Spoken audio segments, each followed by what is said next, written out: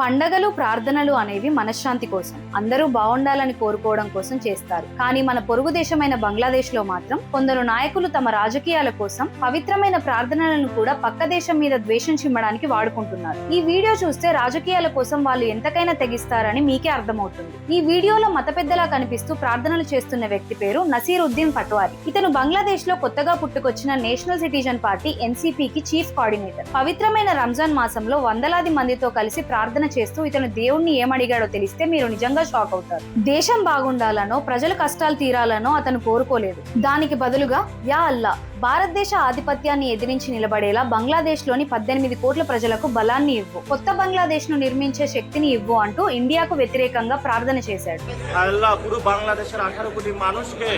ভারতীয় আধিপত্যের বিরুদ্ধে দাঁড়িয়ে নতুন বাংলাদেশ গঠন করার তুমি তৌফিক দান। వెనక ఉన్న వాళ్ళంతా దానికి ఆమెన్ అంటే అలాగే జరుగుగాక అని వంతు పాడారు.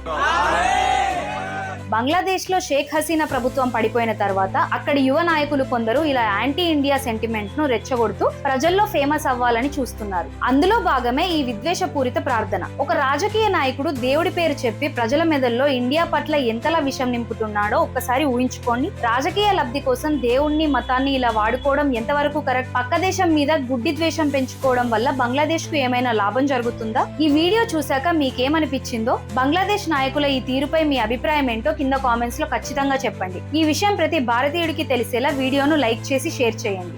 జై హింద్.